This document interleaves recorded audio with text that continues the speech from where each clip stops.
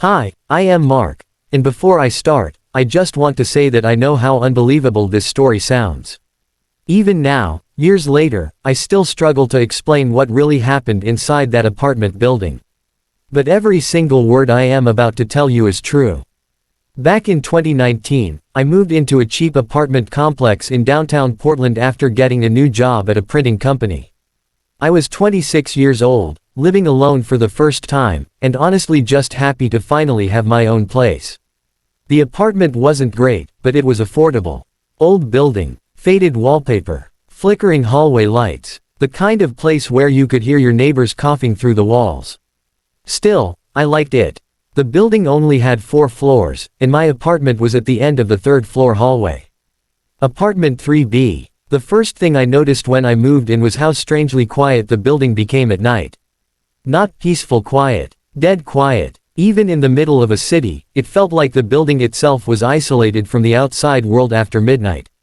No footsteps, no televisions, no voices, just silence. At first, I thought maybe the walls were thicker than normal.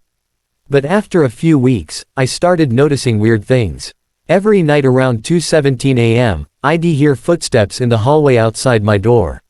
Slow footsteps. They always started from the staircase at the far end of the hall and stopped directly outside my apartment. Then nothing. No knocking. No voices. Just silence. The first few times, I ignored it. I figured maybe one of my neighbors worked late shifts or had insomnia. But eventually I realized something disturbing. I never heard the footsteps walk away. Ever. One night, curiosity got the better of me. As soon as the footsteps stopped outside my door, I quietly looked through the peephole. The hallway was empty. Completely empty. But I could still hear breathing. Very faint breathing. Right outside the door. I remember backing away slowly, feeling my stomach twist. I told myself someone was standing too close to the peephole for me to see them. That explanation helped me sleep for maybe 2 nights. Then things got worse. A week later, I came home from work and noticed my bathroom mirror had writing on it. At first I thought maybe the steam from my shower earlier that morning revealed old marks. But when I looked closer, I felt cold all over. Written across the mirror in messy fingerprints were the words, "I can see you sleep." I immediately called the apartment manager. He came upstairs, looked at the mirror, and actually laughed nervously. He said maybe one of my friends was messing with me. I told him nobody else had keys. That's when his expression changed slightly. He asked if I had been locking my windows.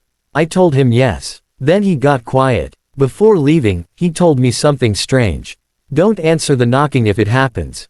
I asked him what he meant, but he just shook his head and walked away. That night, I barely slept. I kept the TV on for background noise and checked my locks every hour. At exactly 2:17 a.m., the footsteps started again. Slow, heavy, dragging slightly across the carpeted hallway. I muted the television and listened carefully. The footsteps stopped outside my apartment. Then came 3 knocks. Soft, deliberate. Knock, knock, knock. I froze on my couch. Then a voice whispered from outside the door. "Mark." I nearly stopped breathing. It sounded like a woman.